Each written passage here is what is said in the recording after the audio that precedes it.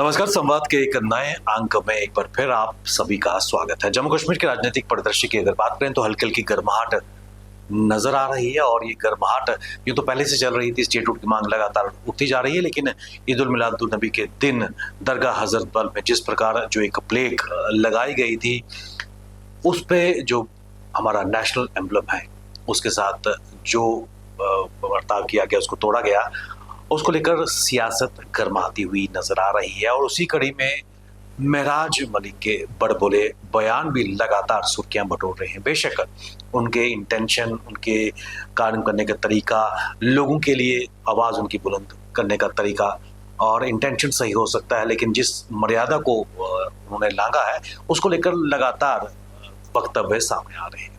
इन सब कड़ी में जम्मू कश्मीर के राजनीतिक परिदृश्य में हवाएं किस ओर चल रही हैं, इन सब पर बात करने के लिए मेरे साथ जुड़ चुके हैं जेकेपीसीसी की वरिष्ठ नेता, पार्टी की प्रवक्ता नम्रता शर्मा जी। मैम, स्वागत है कार्यक्रम। नमस्कार। नम्रता जी, दो मुद्दे लेकर मैं चलना चाहूंगा। सबसे पहले अगर हम पीएसए की बात करें, एक चुने हुए प्रतिनिधि की अगर बात करें, महराज मलिक जो एमएलए डोडा से हैं, और अगर इतिहास के पन्ने पलट कर देखें तो ये दूसरी बार ऐसा मौका है जब एक चुने हुए इलेक्टेड रिप्रेजेंटेटिव, पहले प्रोफेसर भीम सिंह और उसके बाद अब महराज मलिक पर पीएसए लगाएगा। कितना जस्टिफाइड आप इसको मानती हैं?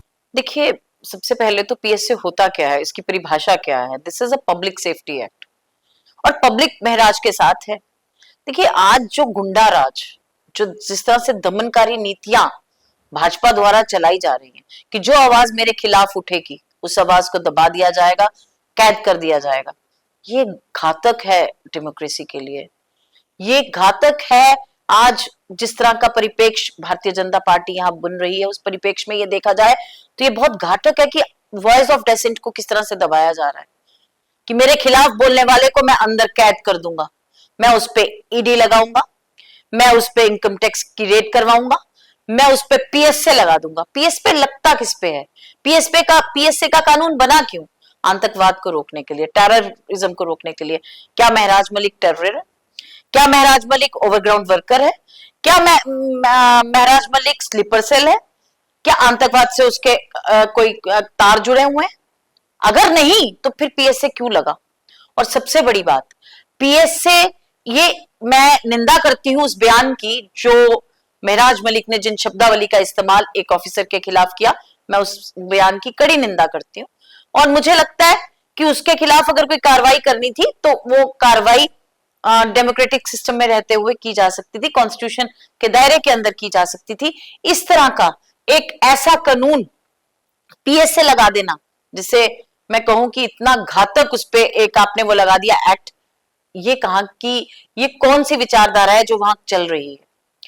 आपने एक आवाज को दबाने के लिए उस पे पीएसए लगा दिया। एक डीसी और एक चुने हुए जनप्रतिनिधि की आपस में एक बात है, वो कह रहा है कि डिस्पेंसरी यहां होनी चाहिए। वो एक रेजोल्यूशन पास करती है पंचायत का जो रेजोल्यूशन है वो सर्वमान्य होना चाहिए। डेमोक्रेसी सेटअप है, डेमोक्रेटिक सेटअप है। हिटलरशाही तो है नहीं, तानाशाही तो है नहीं कि जो यहां बैठे हुए ब्यूरोक्रेट सेटअप करेंगे वही चलेगा। ब्यूरोक्रेट कहता है नहीं, मेरे दोस्त के वहां खुलेगी क्योंकि मैंने उससे पैसे लिए हैं, या जो भी है वो हम नहीं जानते। ये बयान महराज के हैं कि उन्होंने कहा कि उससे कोई फायदा लेने के लिए उसने उसको कहा। अगर नहीं तो फिर वहां क्यों नहीं जहां लोग चाहते थे? डिस्पेंसरी होती क्या है? सबसे पहले तो ये जानने की कोशिश करिए। डिस्पेंसरी वो मूलभूत सुविधा है जो अपने लोकल लोकेलिटी के लिए दी जाती है। उसके लिए आप सीढ़ियां चढ़ने का, वो कह रहा है कि 50 सीढ़ियां चढ़ के जहां जाना पड़े, वहां उसने डिस्पेंसरी शिफ्ट की डीसी ने। और वो चाहता था कि जहां पे सिर्फ 5 स्टेप है वहीं। अब मुझे बताइए, एक बीमार के लिए 50 स्टेप चढ़ना मुश्किल है या 5 स्टेप चलना मुश्किल है? तो रेजोल्यूशन को इग्नोर करके सबसे पहला अपराध तो डीसी ने किया है कि जब लोगों द्वारा मांग की गई कि यहां डिस्पेंसरी होनी चाहिए, who is DC? DC is there to implement the laws made by the and to execute the things which are set by the MLA in that particular constituency. ठीक है ना? अब वो मालिक तो नहीं है, वो पब्लिक सर्वेंट है। He has to do what public says and to facilitate the public. लेकिन डीसी वहां बन गए हैं डॉन। डीसी कहते हैं मैं ही जज हूं, मैं ही ज्यूरी हूं और मैं ही एग्जीक्यूटिव एजेंसी हूं, मैं पीएसए लगा दूंगा तेरे पे, तूने मेरे को ऐसे क्यों बोला? अब ये तो हुई डीसी और महराज मलिक की बात। अब इस तरह की वार्तालाप, क्योंकि कांग्रेस ने इस तरह की शब्दावली का कभी इस्तेमाल नहीं किया, कांग्रेस इस तरह की शब्दावली को कभी प्रमोट नहीं करती, कांग्रेस इस तरह की शब्दावली की कड़ी निंदा करती है, लेकिन भाजपा के अंदर तो इस तरह के तमाम नेता भरे हुए हैं। आप उठाइए एक को, हर बंदा ऐसा मिलेगा आपको जिसकी शब्दावली ऐसी है, जिसकी वोकेबलरी ऐसी है। अब हम आपको पिछले कोरोना के इमीडिएट बाद की एक बात याद दिलाते हैं, हालांकि आप भूलने वाले नहीं, क्योंकि वो मीडिया के सामने एक एमएलए ने एक एमपी के ऊपर बहुत संगीन आरोप लगाए थे। मैं बात कर रही हूं विक्रम रंधावा की, और आरोप लगाए गए थे जितेंद्र सिंह जी के ऊपर कि उन्होंने यहाँ पे जो माइनिंग का पैसा है, यहाँ पे उन्होंने अपने एजेंट्स बिठा रखे हैं, वो पैसे लेके जाते हैं। और डीएमओ के जो गालियां दी गई, जितेंद्र सिंह जी को जो गालियां दी गई इन फ्रंट ऑफ मीडिया, इस तरह तो बिहार यूपी में भी नहीं होता है कि मीडिया के सामने आके कोई कहे तुझे गोली मार दूंगा, तुझे जला दूंगा। और इस तरह की भाषा के बाद भी उस पर तो एफआईआर भी नहीं हुई, उसके ऊपर पीएसए तो लगाना दूर की बात है। अगर आप एक संविधान, एक विधान की बात करते हैं, तो जनाब यूटी बनने के बाद तो आप 2 कानून लगा रहे हैं इस देश के अंदर, इस यूटी के अंदर, भाजपाइयों के लिए अलग और बाकी जमातों के लिए अलग। जो विरोध करे उस विरोध की आवाज को दबा दिया जाएगा, और आपके लिए हर सहूलियत है। या तो वो गाली निकालना कुछ प्लान तरीके से, जो यहां यूपी बिहार के लोग बैठे हैं, करवाया होगा कि जितेंद्र सिंह को उस माउथपीस के द्वारा गाली दी जाए, तो ना पीएसए लगेगा ना कुछ लगेगा, या तो दैट वाज पूरा एक मैनेज्ड शो। आप समझ रहे हैं मैं यूपी वाला किसे कह रही हूं, जो यहां आके इसको यूपी बिहार बनाना चाहते हैं। देखिए, आपने महराज मलिक के ऊपर पीएसए लगाया, पब्लिक तो उसके साथ है पब्लिक सेफ्टी एक्ट के तहत, फिर उससे डर किसको है? डर है करप्ट एम्प्लॉयज को, डर है तो ऐसे लोगों को, ऐसे तंत्र को जो ऐसी आवाजों को दबा देना चाहते हैं। अगर हम आवाज उठाएंगे कि करप्शन चल रही है, तो हम ही पे ईडी लगा देंगे, आज झूठे मुकदमे लगा देंगे, पीएमएलए के तहत अंदर कर देंगे, 6-6 महीने सुनवाई नहीं होगी, अंदर सड़ते रहो। हमने देखा अरविंद केजरीवाल के खिलाफ आज भी कोई सबूत नहीं मिला, अंदर किया उसे। संजय सिंह 6 महीने अंदर के बाद उसे बाहर किया। तमाम नेता, जो नेता विपक्ष में हैं, उनकी आवाज को दबाने का जो काम भारतीय जनता पार्टी कर रही है, ये घोर निंदनीय है। और ये बिल्कुल, आज मैं आपसे कहूं कि ये एक ऐसी, जो आगे आप देख रहे हो, it is written on the wall कि किस तरह की आज हालात बनाने जा रही है भारतीय जनता पार्टी, कि वो कुचल देना चाहती है। अंग्रेजों के दौरान भी हमें आंदोलन करने का हक था, महात्मा गांधी आंदोलनकारी थे, उन्होंने आंदोलन किया और बिना खड़क, बिना ढाल के इस देश को आजादी दिला दी। लेकिन आज के ये जो अंग्रेज हैं यहां बैठे हुए भारतीय जनता पार्टी के, ये उस आवाज को ही दबा देना चाहते हैं, कुचल देना चाहते हैं और उसे बिहाइंड द बार्स कर देना चाहते हैं। आप मुझे बताइए कि 2 कानून कैसे हैं? एक एमएलए जो मीडिया के सामने मार देने की, गोली मारने की बात करता है, उसको आज भी आप अंदर नहीं करते, और एक जिसने गलत बात की, जिसने एक फैमिली के लिए गलत कहा, बिल्कुल मैं उस बात की निंदा करती हूं, लेकिन फिर वो डीसी कितना दिमागी है और कितना तेज है, इसको एक कॉमनल एंगल देना चाहता है। एक गलत इंसान, वो मेरी बिरादरी से हो, विवेक जी आपकी बिरादरी से हो, गलत गलत रहेगा और सही सही रहेगा। नम्रता जी, यहाँ मैं एक चीज आपसे जानना चाहूंगा। एक महराज मलिक का एक वीडियो इस वक्त एक बार फिर सोशल मीडिया पे ट्रेंड करता हुआ नजर आ रहा है, जहां वो बुरहान वानी जो आतंकी है उसकी तारीफ करते हुए नजर आ रहे हैं। उन्होंने कहा कि रॉबिन हुड का उन्होंने जिक्र किया, और शायद उसी से प्रेरित होकर, ये कहा जा रहा है, लोगों का मानना है उसी से प्रेरित होकर उनकी मानसिकता है। इंटेंशन उनके बेहतर हो सकते हैं, क्योंकि जनप्रतिनिधि। देखिए, बुरहान वानी की बात अगर आपको याद आई, तो आपको deputy CM, x deputy CM की बात भी याद आई होगी कि अगर हमें पता होता कि बुरहान वानी जी वहां पे है, तो हम ये अटैक ही ना करते। तो आप इस बात को ना ही खोले। तो इसमें तो मैं आपको ये बताना चाहती हूँ कि इसमें आप वो भी याद करिए कि इलेक्शन के दौरान जिन पे कितने संगीन आरोप थे, उनको जेल से छोड़ा गया ताकि चुनाव हार दिए जाए दूसरी विरोधी पार्टी है। तो ये पार्टियों का कोई एथिक्स नहीं है, कोई मोरालिटी नहीं है, कोई इनके पास अपनी विचारधारा नहीं है। They can go to any extent for power. किसी के साथ भी हाथ मिलाने के लिए जो तैयार हो जाए, उनकी आइडियोलॉजी क्या है? It is not ideological party, it can go to any extent.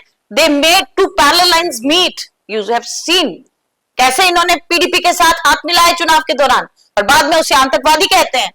तो आप आतंकवादियों के साथ सरकारें बनाते हैं जनाब, या आपको बाद में पता चला कि ये विचारधारा है?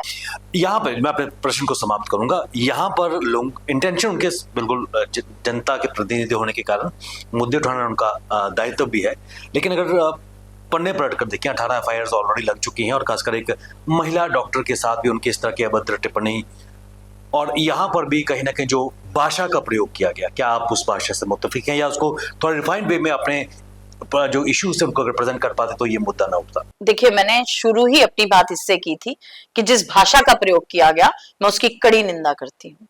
उसे अपनी शब्दावली पे कंट्रोल करना चाहिए, और एक जनप्रतिनिधि होने के साथ साथ उन्हें बहुत ध्यान रखना चाहिए कि उनके मुख से क्या बात निकल रही है, क्योंकि वो लोगों तक जाएगी, और लोग लीडर को मानते हैं कि वो लीड कर रहा है और वही चीज वो फॉलो करते हैं।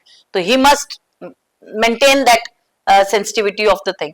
मैं उसकी कभी भी हकदार नहीं, लेकिन मैं ये जानना चाहती हूँ कि किसी के मुख से गलत शब्द निकल जाने पे उस पे पीएसए लग जाता है क्या? आपने एक वीडियो देखी, एक वीडियो मैंने भी देखी, उसने कहा कि जम्मू का वीसी रिटायर होने के बाद भी आज वीसी उसी को क्यों बना दिया गया? क्यों मेरे जम्मू के एक नौजवान किसी बंदे को उस पद पे नहीं आप तैनात करते? क्यों आप बाहर के लोगों को यहाँ पे लाके बिठा दिया है? मेरे जम्मू के बंदे का क्या होगा? मेरे जम्मू के बच्चे का क्या भविष्य है? आपने उसके लिए क्या सोचा है? आप जो आउटसोर्स कर रहे हो सब कुछ, उस पे क्या होगा? आपने इसको, आप देखिए, आप मानिए या ना मानिए, लेकिन 2019 के बाद जब से ये स्टेट यूटी बन गई, यहां पे जो एक तांडव लगा है जिस तरह का, इसको जिस तरह यूपी बिहार बनाने की कोशिश की जा रही है, उसको हम होने नहीं देंगे।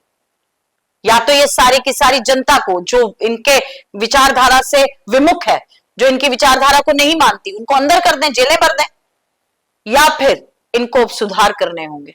ये इस तरह से नहीं चलेगा। आप देखिए, पीएसए डीसी लगा रहा है अपने विरोधी के खिलाफ कि उसने मुझे ये कहा। आपने कभी देखा है? एक थर्ड जज होता है ना, जो जज करता है कि दोनों में से गलत कौन सही कौन, और लोग उसको कह रहे हैं कि उसने बहुत अच्छा काम किया। मुझे बताइए कि अपने लोगों की बात रखना बहुत अच्छी बात है, बहुत गलत बात है कि उस पर पीएसए लग देना चाहिए? फिर तो मुझे लगता है कि हर लीडर पे पीएसए लग जाना चाहिए। हाँ, मैं फिर कहती हूँ कि शब्द अच्छे नहीं थे, शब्द गलत थे, उसकी निंदा करते हैं। और मैंने देखा कि उन्हीं के समाज के कई लोगों ने सही कहा कि जो शब्द थे, जिस तरह से उन्होंने उनके माता पिता को कहा, जिस तरह से उनके बच्चों को कहा, नहीं कहा जाना चाहिए था। लेकिन उसमें पीएसए तो नहीं लगता, एक ऐसा कानून तो नहीं लगता। मैंने वही आपको एग्जाम्पल दी कि एक बीजेपी के एमएलए ने कहा कि तुझे जला के मार दूंगा, तेरे खानदान को कर दूंगा। उसने कहा था तेरे बच्चों का क्या होगा? आपने सुना होगा, वो शब्द भी मैं नहीं कह सकती। फिर उस पर क्यों पीएसए नहीं लगा था? या तो वो एक मैनिपुलेटेड मूव था किसी के द्वारा जितेंद्र सिंह को बदनाम करने का, या उन्होंने ऐसा किया होगा। फिर या तो जितेंद्र सिंह जी पे इंक्वायरी होनी चाहिए थी, या फिर पता चलना चाहिए कि रंधावा साहब को बचाने वाला कौन था। अगर आज पीएसए लगा तो उस पर भी पीएसए लगना चाहिए था। देखिए, इसमें बहुत झोल है। आप इस सब झोल को समझने की कोशिश करिए। या तो वो सारा एक मैनिपुलेटेड मूव था, या फिर आज जो किया जा रहा है, दोनों को दो संविधान नहीं चल सकते ना, दो विधान नहीं हो सकते। इसी के तहत तो यूटी बना दिया, 370 हटा दी, स्पेशल स्टेटस हटा दिया, तो फिर आज दो कानून क्यों लागू किए जा रहे हैं? और हमने उस विक्रम रंधावा को एक बार नहीं, 1000 बार महिलाओं को भी गलत शब्द इस्तेमाल करते देखा है। हमने देखा उसने सोनिया गांधी जी के लिए कहा कि आज वो सिंदूर लगाने के काबिल भी नहीं रही किसी विधवा के लिए, और वो भी एक वीरांगना के लिए जिसके पति ने इस देश के लिए शहादत दी हो। इस तरह की शब्दावली का इस्तेमाल करना कहां तक मुनासिब है? और उसके ऊपर पीएसए नहीं लगेगा। तो ये जो पार्शियल एटीट्यूड है इस एडमिनिस्ट्रेशन का, जो ये पार्शियल एटीट्यूड है इस गवर्नेंस का, जिस तरह से एक गवर्नेंस चलाना चाहते हैं इस देश के अंदर, ये देश को चलाने के लिए आप एक बात समझने की कोशिश करिए। दो विचारधाराएं थी देश के अंदर। एक विचारधारा वो भी थी जिसने इस देश का विभाजन किया। वो विचारधारा बनी थी वेस्ट बंगाल के अंदर, जब मुस्लिम लीग और हिंदू महासभा ने बैठ के वहां ये विचार किया कि एक इस्लामिक देश बन जाए और दूसरा एक ऐसा देश, और इन्होंने ये बात डाल दी कि ये बात समझने की है कि ये रेजोल्यूशन पास कहां से हुआ था, इसके जन्मदाता कौन है। इसके जन्मदाता यही लोग हैं जो आज भी विभाजन करना चाहते हैं और आज भी ये उसी मानसिकता के। मैं कल भी एक प्रवक्ता को सुन रही थी, वो कह रही थी कि भारत के जो मुस्लिम है वो भारत के संविधान को नहीं मानते। जनाब, इस देश का जो मुसलमान है उसने कमिटमेंट के साथ, कन्विक्शन के साथ भारत के अंदर रहना स्वीकार किया। वो जा सकता था एक इस्लामिक देश के अंदर जो पाकिस्तान बन रहा था, लेकिन वो भारत में रहा, इस भारत की भूमि को अपना माना। और आज आप इस तरह की बात करके आप एलिनेट कर रही हैं, आप बना रही हैं आज उस तरह का माहौल कि यहाँ खून खराबा हो और बीजेपी को उसी से फायदा होता है। चलते चलते एक चीज और भी जानना चाहूंगा, एक और मुद्दा, खासकर ईद उल मिलादुन नबी के दिन जो हजरत बल की रिनोवेशन के बाद एक प्लेक लगाई गई थी वक्फ बोर्ड की तरफ से, उसको लेकर एक विवाद, नेशनल एम्बलम को तोड़ा जाता है और तस्वीर हम सबके सामने है, उसको लेकर भी एक राजनीतिक विवाद खड़ा होगा। क्या देखिए, बहुत ही गलत है। नेशनल एम्बर एक नेशनल सिंबल है, हम सब देश में रहने वाले लोग हैं और हमें देश की ऐसी इंस्टीट्यूशंस, ऐसे सिंबल्स का पूर्ण मुझे लगता है इज्जत देनी चाहिए और वो सम्मान के काबिल है। लेकिन इसमें राजनीति फिर भाजपा ने की। आप मुझे बताइए, मंदिरों के अंदर तख्तियां लगाना, मस्जिदों के अंदर तख्तियां लगाना और गुरुद्वारों के अंदर तख्तियां लगाना, ये कहां तक जायज है? ये वो इदारे हैं, अगर मेरे भगवान के आगे आप किसी भी चीज को रख देंगे, भगवान तो चला रहा है, वो तो सृष्टि का रचयिता है, क्या मतलब है? हम भगवान को पूजने गए हैं या इन चीजों को? तो इन चीजों को अगर आपको लगाना भी था तो बाहर लगाते। और मैं उनको भी गलत मानती हूं जिन्होंने इनको तोड़ा। उनके पास भी एक तरीका था, वो अपनी बात को रखते, वो बात को गवर्नमेंट के आगे रखते और इस तख्ती को हटाया जाता है। एक बहुत संवेदनशील ये मुद्दा बना और इसको हटाया जाना चाहिए था और इस पे मैंने पहले ही अपनी जो बात है उसको रखा। लेकिन इसमें भी मुझे लगता है एक साजिश थी कि माहौल को बिगाड़ा जा सके, कैसे लोगों के अंदर गलत तरह से एक नैरेटिव सेट किया जा सके। देखिए, देश है तो हम हैं, लेकिन आपको ये समझना होगा कि कुछ चीजें हैं जो आपको भी गलत नहीं करनी चाहिए, ताकि आप लोगों की इमोशंस और लोगों की भावनाओं से नहीं खेलें। देखिए, ये बिल्कुल अंग्रेजों ने इनको खड़ा किया है, ये अंग्रेजों द्वारा बनाई गई जमात है ताकि भारत को तोड़ा जा सके, और वही अंग्रेज इनको सिखा गए डिवाइड एंड रूल करना। ये इसी तरह से तो करते हैं। तब वो क्या करते थे, आपको याद है कि वो बॉम्ब को कैसे कहते थे कि इस पे कौ वो लगा और उसको कहते थे पिग लगा। तो इसी तरह से आज भी ये इस तरह की हरकतें करके देश को तोड़ना चाहते हैं और इसमें सरासर जो गलती है वो वक्फ बोर्ड की है। इस तरह की जो चीजें हैं, इस तरह की संवेदनशील मुद्दों पे सियासत नहीं की जा सकती। तो मुझे लगता है जिन्होंने इसे तोड़ा वो तो बिल्कुल गलत था, बिल्कुल नहीं तोड़ा जा सकता। हमारे राष्ट्र चिन्ह है, इनका सम्मान करना हमारा परम धर्म है, लेकिन उसके साथ साथ इस पे उनको भी सोचना चाहिए था लगाने से पहले कि इसके आगे जाके होगा क्या, और उसके बाद अपना पल्ला झाड़ देना, किसी ने करवा दिया, क्या कर दिया। आप कब तक इस तरह की हरकतें करते रहोगे और देश को तोड़ते रहोगे, देश को नुकसान पहुंचाते रहोगे? कभी अमेरिका की तरफ भागोगे, वो दुत्कारेगा तो चाइना भागोगे, वो दुत्कारेगा तो रशिया भागोगे। किसी के साथ तो खड़ा होना सीखिए जनाब, किसी के साथ तो खड़ा होना सीखिए। तो आज जरूरत है, भाजपा तो सुधरेगी नहीं, भाजपा के मंसूबे साफ हैं, देश को तोड़ो, लड़ाओ और खुद कुर्सी हासिल करो। लेकिन देश की जनता को मैं आपके द्वारा एक संदेश देना चाहती हूँ, अपने जम्मू कश्मीर के लोगों को एक संदेश देना चाहती हूँ। ये एक महराज मलिक की बात नहीं है। अगर ये जनप्रतिनिधि को आज अंदर कर सकते हैं तो आप और मैं क्या ही चीज है। आज समझना होगा कि ये जिस तरह से अपने संवैधानिक इदारों का गलत इस्तेमाल कर रहे हैं और जिस तरह से ये आज तानाशाही करना चाहते हैं, अपने दमन के द्वारा आज आवाज को कुचलना चाहते हैं, ये बिल्कुल गलत है। इसका साथ देना चाहिए। और ये पीएसए एक पीएसए महराज मलिक पे नहीं है, ये पीएसए हर उस आवाज के ऊपर है जो आवाज इस ब्यूरोक्रेसी के आवाज उठाएगी खिलाफ। आज देखिए, आज लोगों का तंत्र है कहाँ, आज ब्यूरोक्रेसी इस तंत्र को चला रही है। अब देखिए, अगर इस पीएससी को हटाना होगा तो होम के पास ये डिसीजन जाएगा, तो होम किसके पास है? तो बहुत तरीके के साथ आवाज को दबाने की कोशिश है। इसको पब्लिक सेफ्टी एक्ट के तहत ही रहने दीजिए, इसको ब्यूरोक्रेसी सेफ्टी एक्ट मत बनाइए। चलते चलते एक चीज और भी जानना चाहेंगे। अभी हाल ही में गृह मंत्री जम्मू के दौरे पर आए थे और तभी बराज जो डैमेज हुई है वहां पर गए थे और एलओपी सुनील शर्मा उनको वहां बता रहे तो जम्मू कश्मीर के मुख्यमंत्री कहीं पीछे खड़े नजर आए वो तस्वीर भी सुर्खियां बटोरती नजर आई हैं। और एक मुख्यमंत्री के साथ ये ट्रीटमेंट कितना जायज था? देखिए, आपने आज ये देखा, उससे पहले हमने देखा कि मुख्यमंत्री को धक्के मारे जा रहे थे पुलिस के द्वारा। फिर उसके बाद हमारे प्रेसिडेंट तारिक हमीद कर्रा को धक्के दिए गए पुलिस ऑफिसर द्वारा। हमारे एमएलएस को धक्के दिए गए। विभिन्न एमएलएस जो दूसरी पार्टी के हैं उनके साथ दुर्व्यवहार किया गया। जो इनके साथ मुख्यमंत्री नहीं, महबूबा मुफ्ती, उनके साथ दुर्व्यवहार किया गया।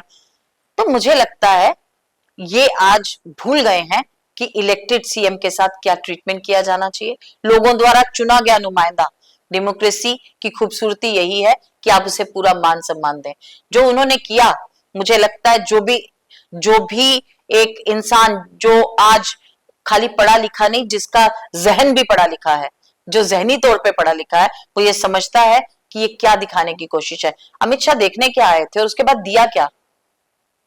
अब मैं भी जानना चाहती हूँ कि उसके बाद जम्मू कश्मीर को दिया क्या उन्होंने। तो मुख्यमंत्री, चाहे उसने जितना भी उसकी कोठरी में था, उसने कुछ ना कुछ रिलीफ चौसेटी में, हमारी चौसाटी में भी पहुंचाया, चशोटी में भी पहुंचाया, और उन्होंने कुछ ना कुछ रिलीफ यहाँ के लिए भी करने का बंदोबस्त किया। 5 मरले के मकान का ऐलान, जमीन का ऐलान हुआ है कि जो फ्लड अफेक्टेड एरियाज के लिए। तो मुझे लगता है कि चुनी हुई सरकारें ही लोगों के लिए एक जो राह बनाती हैं।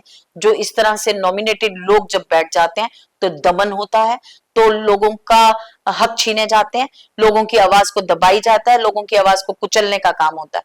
तो आज लोकतंत्र जो है वो खतरे में ही नहीं, लोकतंत्र जम्मू कश्मीर में है ही नहीं। There is no democracy in Jammu Kashmir, there is democracy which is prevailing through these police officers.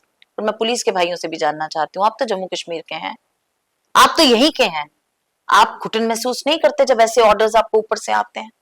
और एक सबसे बड़ी बात मैं भूल जाती कहना, एक स्टेटमेंट है जो हाई कोर्ट ने, मेरे ख्याल तेलंगाना के कोर्ट से है या तमिलनाडु कोर्ट से हुआ है, कि कोई भी जो सरकारी मुलाजिम है वो इस तरह से प्रोटेस्ट नहीं कर सकता।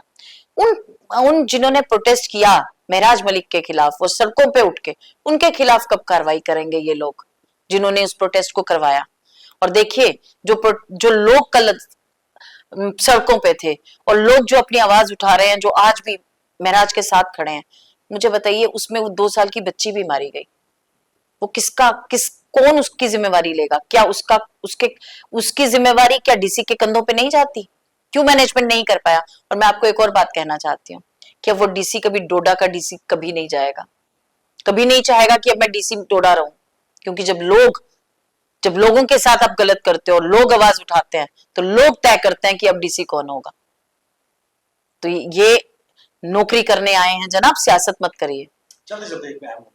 और उसके बाद मैं गरीब परिवार से हूं, ये तो वही रोना हो गया जनाब जो हमारे प्रधानमंत्री रोते हैं। मैं चाय बेचने वाले परिवार से हूं, मैं गरीब परिवार से हूं। किसी को ये क्यों नहीं बताते कि मैं 3 बार का चीफ मिनिस्टर, मैं प्रधानमंत्री बना हूं?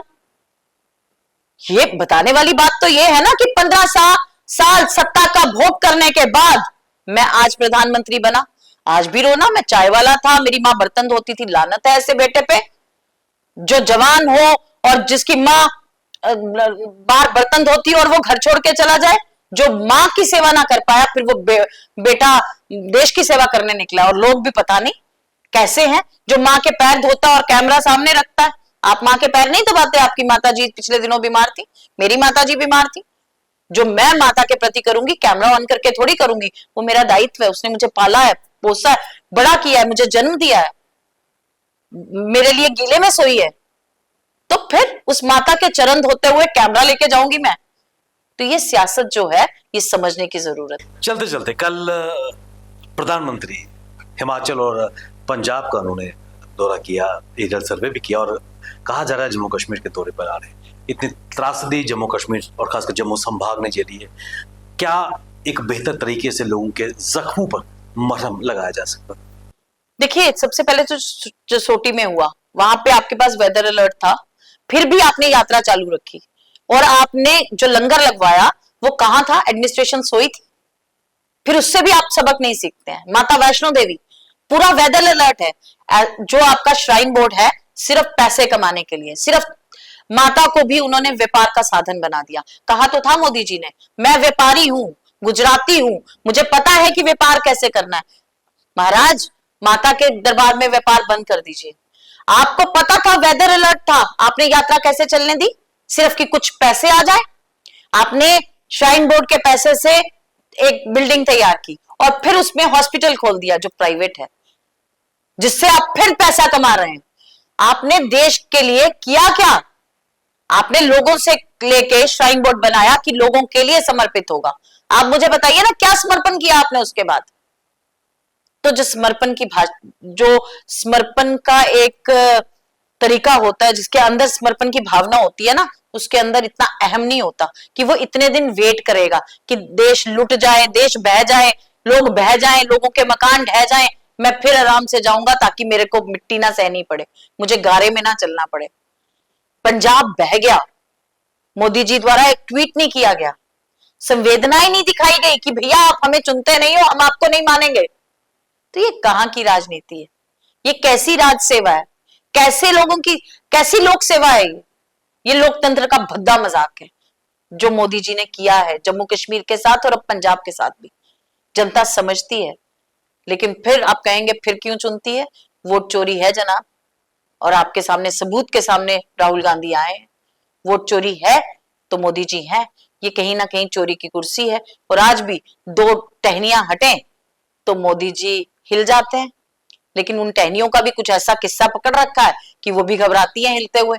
कि ईडी, जिसके पीछे ईडी लगा दोगे, सीबीआई लगा दोगे, जिनको आप कहते थे कि चक्की पीसिंग, आज सच्ची में अगर ईडी लगा के चक्की पिसवा दी, कौन जाएगा जेल में? बेहतर है इसी के साथ लगे रहो। तो ये जो जिस तरह का आज तानाशाही चलाना चाहते हैं मोदी जी, और चला रहे हैं, इसके खिलाफ मुझे लगता है आज जनता को इकट्ठे होकर सामने आना होगा, समझना होगा, और बीजेपी के लोगों को भी समझना होगा कि आपको भी बोलने की इजाजत नहीं है।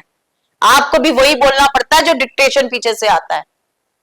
तो ये जो डिक्टेशन और डिक्टेटरशिप की जमात है, इससे हट के आज लोगों के साथ खड़े होने का समय, और साथ खड़े हुए। नम्रता जी, आपने कीमती समय निकाला और जम्मू कश्मीर के राजनीतिक परिदृश्य पर आपने अपनी राय प्रकट किया। आपका बहुत शुक्रिया। बहुत बहुत आभार आपका।